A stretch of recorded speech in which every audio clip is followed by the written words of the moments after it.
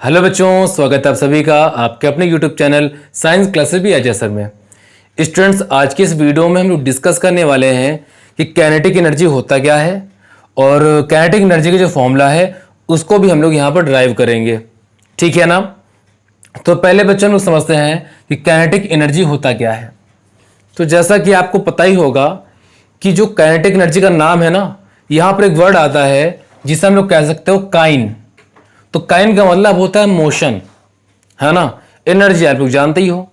तो जब कोई ऑब्जेक्ट मोशन पे होता है, समझिएगा, जब कोई ऑब्जेक्ट मोशन पे होता है ना, तो उस समय जो उस ऑब्जेक्ट पे एनर्जी स्टोर होती है ना, उसी एनर्जी को बोला जाता है काइनेटिक एनर्जी, है ना? तो मोशन की वजह से किसी ऑब्जेक्ट में जो एनर्जी स्टोर होती है उसे हम लोग क्या बोलते हैं?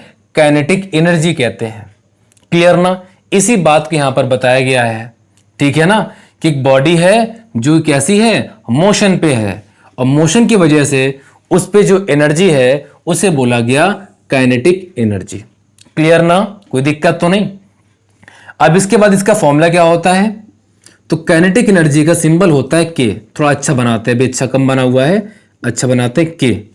इसका फॉर्मूला होता है हाफ mv स्क्वायर। ठीक है, क्या होता है? Half mv square. के होता है काइनेटिक एनर्जी, m होता है ऑब्जेक्ट का मास, और v है उसकी वेलोसिटी, है ना? वेलोसिटी होगी ना। और इसकी यूनिट की बात करें, जैसे कि आपको पता ही है कि सर ये एनर्जी है या वर्क भी होता तब भी इसकी यूनिट होती जूल। अच्छा, इसका डायमेंशन फॉर्मूला भी यहां पर ऐड कर लीजिए। वैसे इसकी ट्रिक भी हमने बता रखी वीडियो में, है ना? क्या होता है dimension formula? M square T की पावर -2, ये होता है इसका डायमेंशन फॉर्मूला। क्लियर ना? और बाकी स्केलर क्वांटिटी है, आपको पता है, हमको भी पता है।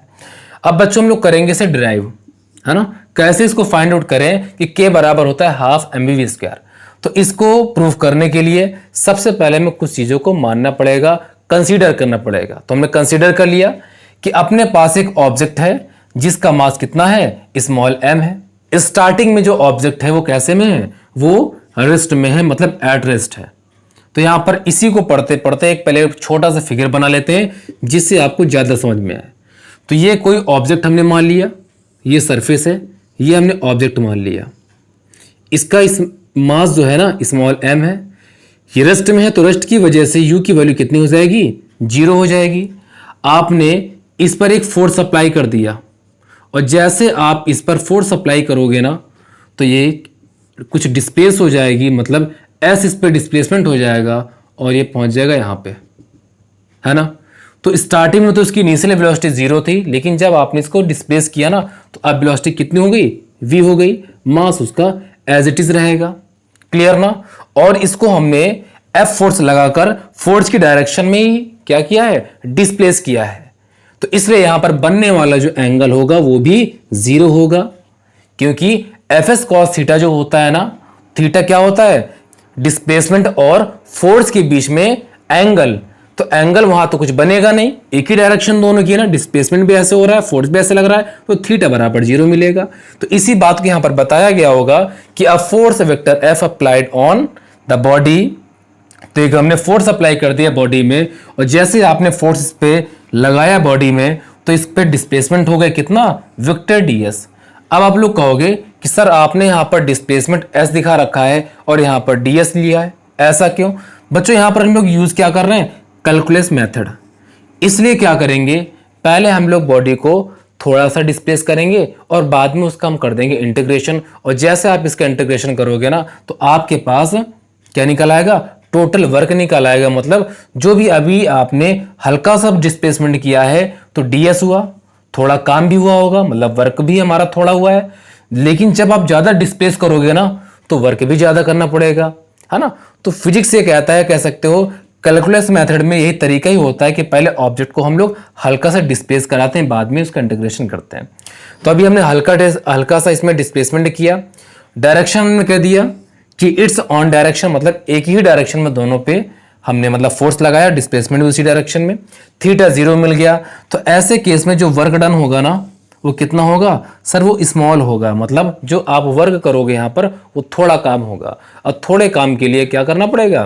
कुछ नहीं, हम लोग करते हैं क्या होगा, तो ऐसा करते हैं, इसको इरेज कर देते हैं। तो यहाँ तक तो आपको अच्छे से क्लियर हो गया होगा। आप लोग चाहे तो इसका स्क्रीनशॉट ले लीजिए, नहीं तो इरेज करते हैं। इरेज करने के बाद देखते हैं आगे इसमें क्या होगा। तो बच्चों देखते हैं आगे क्या होने वाला है।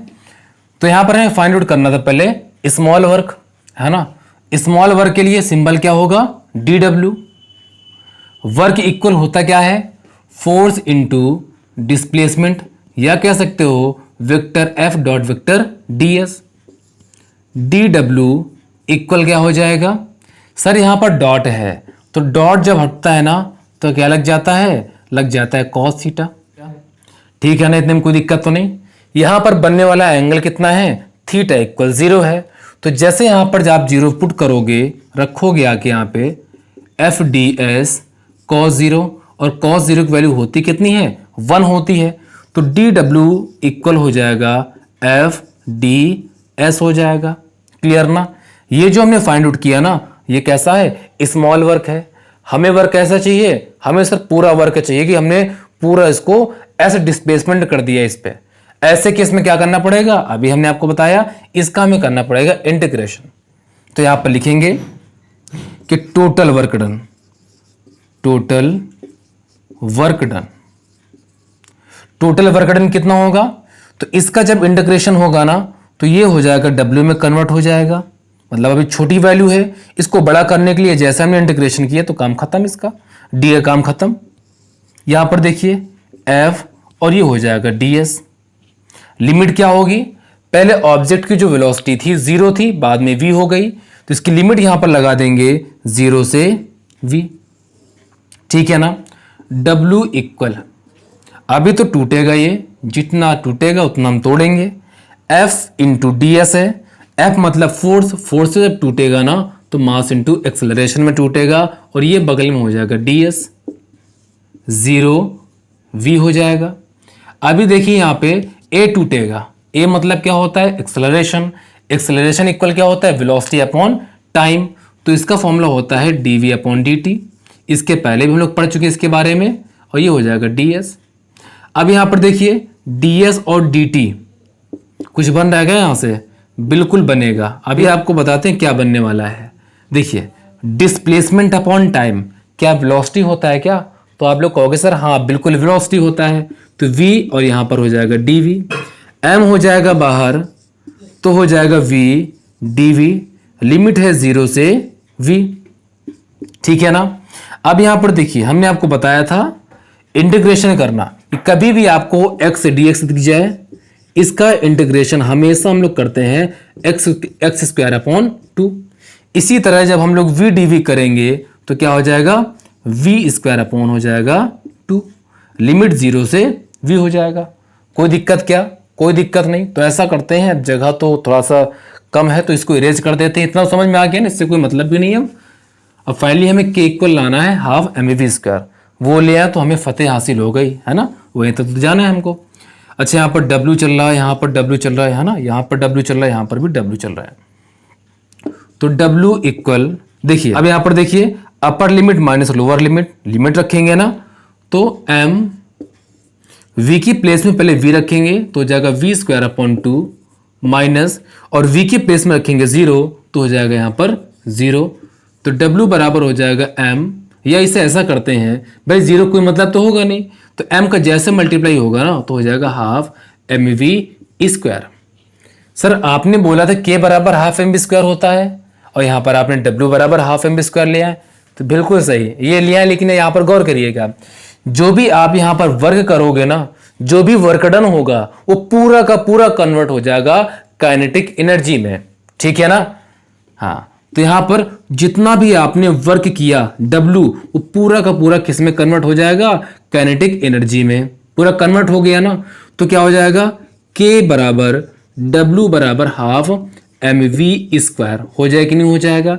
इसी को हम अलग से लिखें तो हो जाएगा हाफ mv स्क्वायर। तो समझ में आ गया ना कि क्या k बराबर हाफ mv स्क्वायर होता है? तो बिल्कुल होता है। प्रूविंग के लिए आ जाए कर लोगे तो बिल्कुल कर लोगे, आसान तरीका है बिल्कुल, है ना। किसी प्रकार की कोई दिक्कत आपको नहीं होनी चाहिए। तरीका बिल्कुल ईजी था। अब इससे ईजी तो बेटा मिलेगा नहीं कहीं। हर एक स्टेप को हमने समझाने का प्रयास किया जिससे आपको किसी प्रकार की कोई दिक्कत ना हो। तो बच्चों फिर ऐसा करते हैं, आज की क्लास में सिर्फ इतने रखते हैं। मिलते हैं आपको फिर नेक्स्ट क्लास में। और बच्चों यदि वीडियो को पसंद आए तो वीडियो को लाइक एंड शेयर करें। चैनल पर नए हो तो चैनल को सब्सक्राइब करना बिल्कुल ना भूलिए।